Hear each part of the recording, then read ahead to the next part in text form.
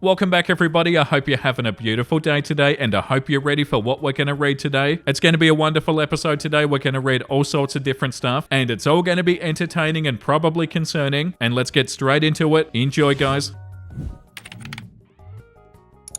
The first story that we're going to read today is on the relationship subreddit, and it's called "My Husband Lied to Me About Having a Master's Degree. I, 34 female, have been married to my husband, 33 male, for 2.5 years. Today, I found out that my husband has been lying to me about having a master's degree. He was showing me a presentation that he has to give at work, and only a BA was listed after his name. I asked him why he didn't list his MA as well. He said, "I don't know, I just forgot, I guess." I thought that was weird. I looked up his LinkedIn profile, and indeed it just shows his bachelor's degree. I had never noticed this before. I asked him if he actually has a master's degree. He said, "Yes, I definitely do." I asked if he can show me a picture of his degree. He went into his room for a little while, and then after I gently asked him a second time, he meekly admitted that he never got the degree. He said he completed all the classes, but his thesis was rejected. This feels really gut-wrenching to me. I hate being lied to. Unfortunately, my husband did have a pattern of telling small lies, usually to make himself appear better, which did bother me initially, but I let them go because they seemed overall inconsequential. Plus, he seemed to be improving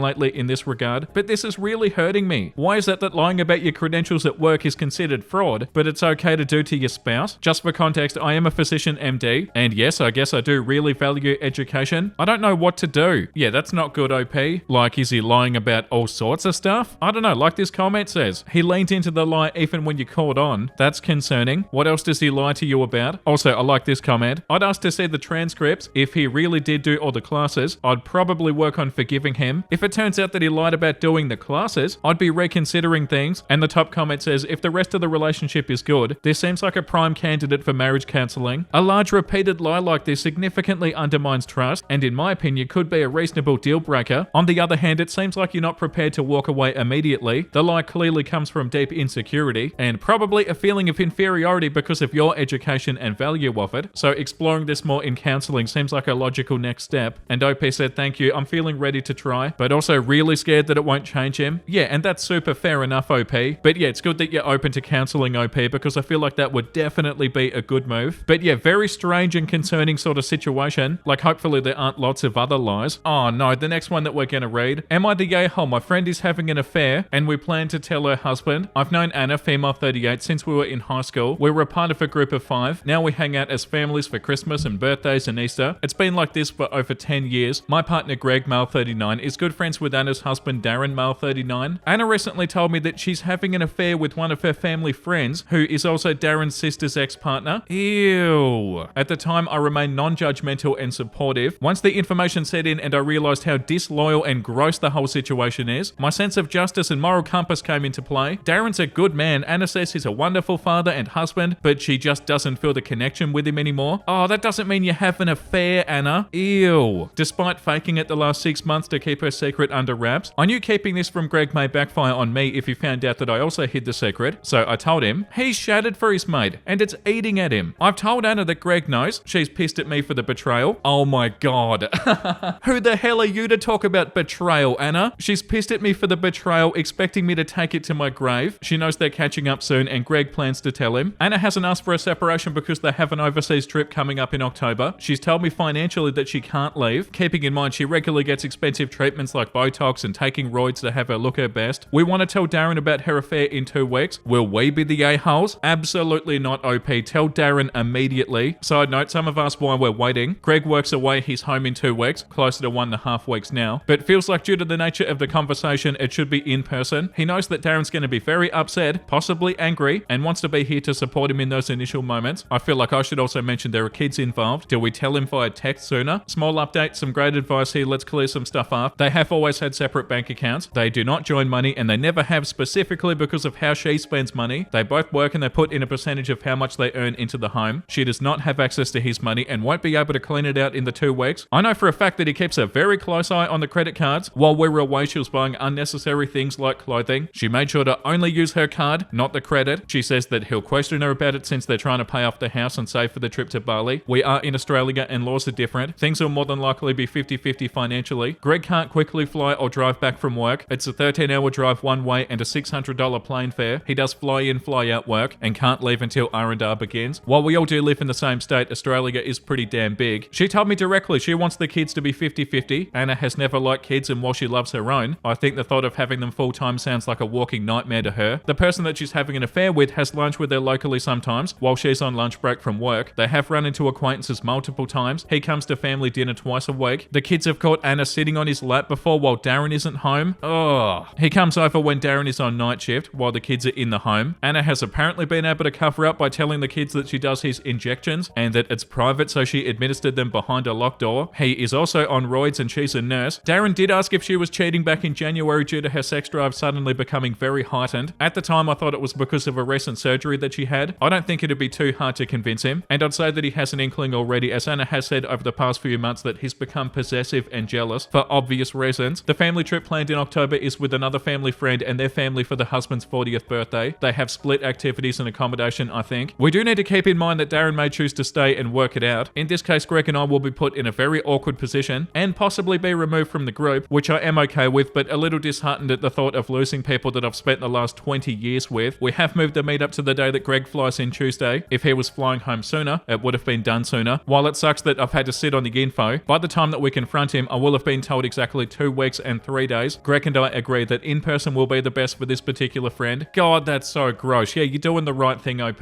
You have to tell him. Yeah, this comment, she's pissed at me for the betrayal. Cheater mad for betrayal. The irony. Also, not asking for separation because of a trip. What's going to happen after the trip? You would be the a-hole if you don't tell Darren immediately. The top comment says she doesn't want to tell him because they have an overseas trip coming up, likely a trip that he's paying for, and she wants to leech off him. Tell him. And OP said, we will. Also, this comment, you're the a-hole if you don't tell Darren immediately. I'll drop Anna as a friend too. And OP said, definitely planning to drop Anna. Oh yeah, Darren doesn't need Anna and you don't need Anna, OP. God, that's so gross. I can't stand cheating. And I know I'm not the only one too. It's so nasty and it's so hard to read about too. But yeah, you're 100% doing the right thing, OP. I can't believe the audacity of Anna to say that you were betraying her or something. Like, I'm pretty sure you know a lot more about betraying people than OP does, Anna. The next one is called, am I the a-hole for not letting a pregnant woman have any of my birthday cake? My birthday was yesterday and my husband invited his best friend Matt and his best friend's pregnant girlfriend Jane out for a barbecue. They live 2 houses down from us. It was only us, our 3 children, and them here, and their 3 kids. I spent about $90 on hamburgers and hot dogs. Matt also showed up with 2 pounds of hamburgers. While the guys cooked, I went swimming with the kids in our pond. Jane sat near the guys on her phone. Around 5:30, the guys called the kids up for food. Me and my middle child, 9, weren't hungry yet, so we kept on swimming. We spent a good 40 plus extra minutes in the pond on our tubes. I wasn't paying any attention to anything that was going on near the grill. Around 6:15, my husband said that he was going to go make a store run for beer. So I tell my son that we should probably go eat now. My husband and Matt are gone by the time that we get up to the grill. So is Jane. Well, we get up to the grill and all the food is gone. Literally everything. I call my husband and I ask where all the food is, and he said that it should be on the grill. I tell him that everything's gone. There was a long pause before he goes, Jane did ask if she could take some leftovers, but I didn't think she would take all of it. He then tells me there were at least 8 burgers and 10 hot dogs left, as well as a macaroni salad when he left for the store 10 minutes prior. I tell him to call Matt and see where the hell all the food is. He does. He then calls me back and says that Matt claims that Jane only took a few and that they'd already been eaten, but my elder son, 13, straight up tells me that he saw Jane walk off our property carrying the entire dish, one of those extra large tinfoil barbecue dishes. Anyways, I'm pissed at this point. Me and my son hadn't eaten anything. My husband is also pissed, but he just grabbed me and my son something from the store instead of making a huge fuss out of it. I don't really blame him. Him and Matt work together, so it is what it is. But anyway, much to my surprise, Jane and her kids come back over 45 minutes later and ask if they can have some of my cake. I tell Jane that her kids can, but she can't. She asked me why, and I said, I'm pretty sure you've eaten plenty considering you took off with the entire barbecue dinner before me and my son could even eat anything. She tried arguing that my husband told her she could have it, that quote unquote half of it was hers because they brought 2 pounds of hamburger meat, and that she didn't realize that me and my kid hadn't eaten yet. She was beside the grill the entire time. I just shrugged my shoulders and walked away. She tells her kids to let's go, and they leave without the cake. Now I'm feeling like I may have been the gay hole. No one said anything, but I know there's some tension. Wait a second, so Jane was sitting next to the barbecue on her phone the entire time and then takes all of the food? Even if somebody says, oh yeah, you can have some leftovers, why would you feel like you could take all of it? And also, why was Jane just sitting on her phone the whole time? Yeah, no, you're not the gay hole, OP. The top comment says, and who leaves a barbecue without saying goodbye to the hostess? It was only the 2 families. That's rude in its own right. Yeah, and the comment under that, a person that's leaving with all the food and doesn't want to get caught, that's who. Yeah, 100%, and then they come back wanting cake. Nah, you're not in the wrong, OP.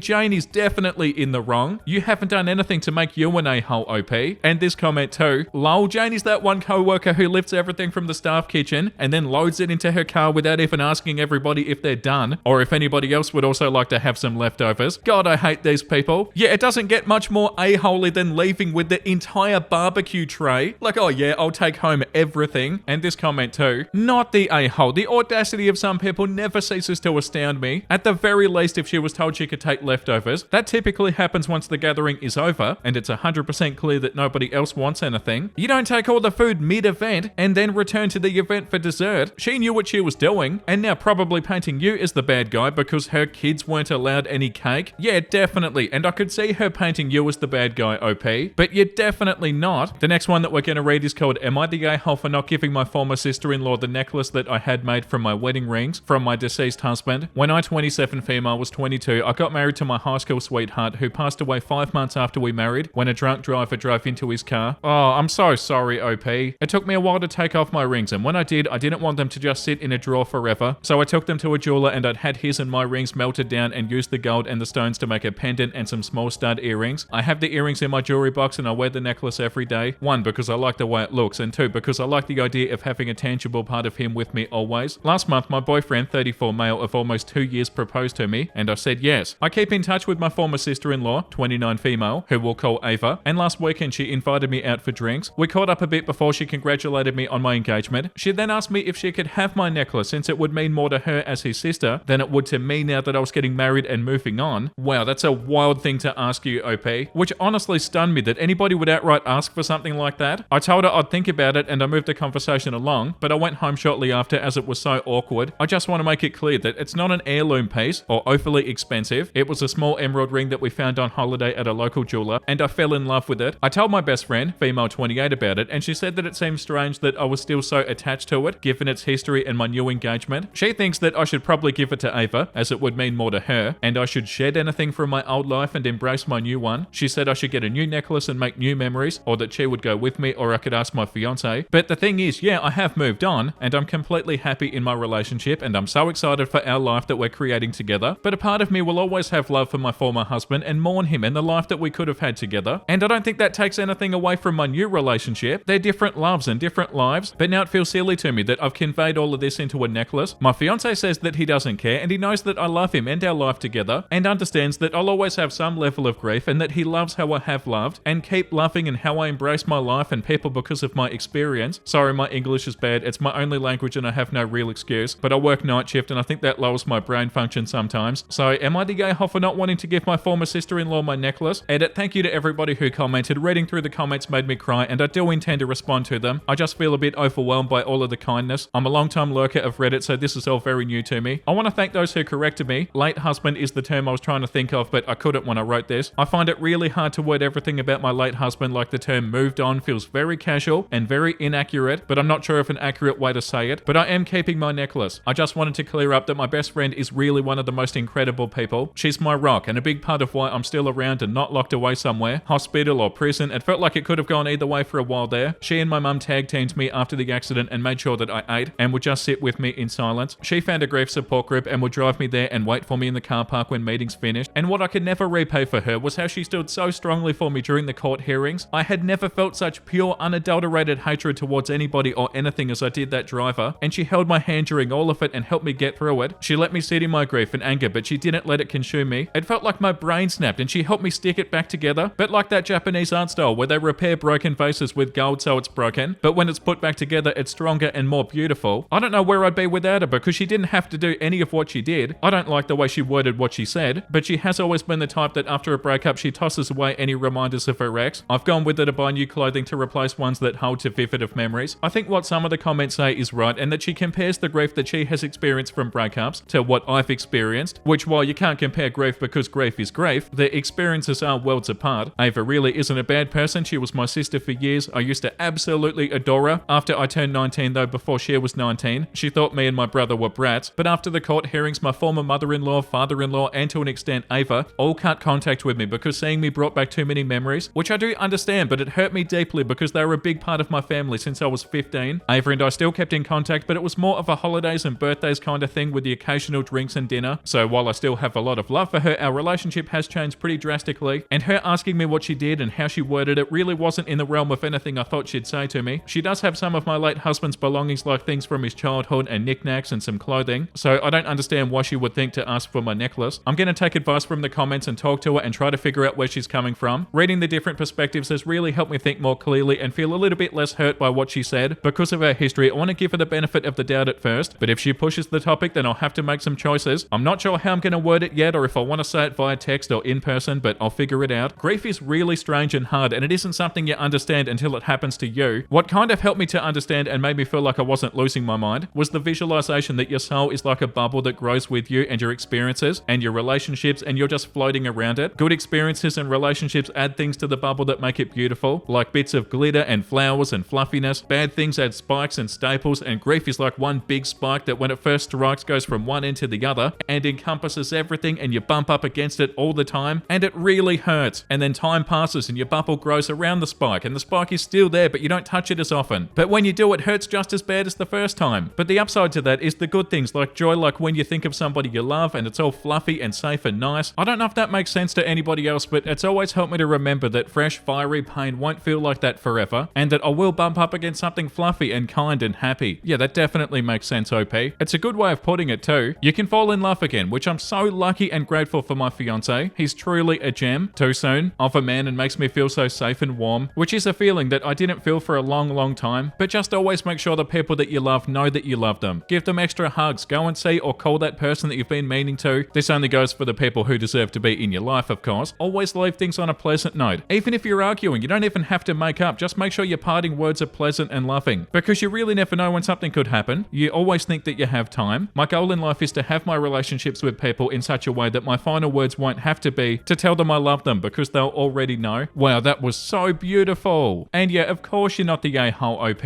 Like the top comment says, you're not the a-hole. The necklace is yours, and it's wildly inappropriate of your former sister-in-law to ask for it. It would mean more to her as his sister than it would to me now that I was getting remarried and moving on. That's ridiculous. I'm sure that she has other things that remind her of her brother. Of course, they're probably not jewels, but she has no connection to the ones in the necklace, as you and he picked them out together. She said that I should get a new necklace and make new memories. I say nothing wrong with hanging on to a memento of somebody who helped make you who you are. Yeah, you're absolutely not the a-hole, OP. That's so wild of the sister-in-law to even say something like that. And yeah, what you wrote at the end there was so beautiful. Okay, last one for the day. This one's on the relationship subreddit. My boyfriend, 27 male, is getting too comfortable being disgusting around me, 27 female, and I'm losing attraction to him. I'm not sure how to confront him about it. My boyfriend is incredibly sweet, thoughtful, and an all-around great partner, and we've been dating for 6 years now. We have spent many years long distance and have recently spent much more time staying with each other in our respective cities, 1 to 2 month stretches compared to just visits. However, one thing I've noticed is that he's gotten a little bit too comfortable around me, to the point where he acts like a man slob, and it's really off-putting. For example, sometimes he won't brush his teeth at night unless I nag him. He'll have his hands in his pants and aggressively scratch for minutes at a time and not wash his hands after, and it will smell. Often I'll find skid marks in the toilet. Just very dude things that are very honestly really gross, and I'm losing sexual attraction to him. Yeah, he needs to get a grip. That's so gross. I've tried telling him it's gross many times and he just says sorry, but he's a man and sometimes guys are like this. Bro, that's not an excuse.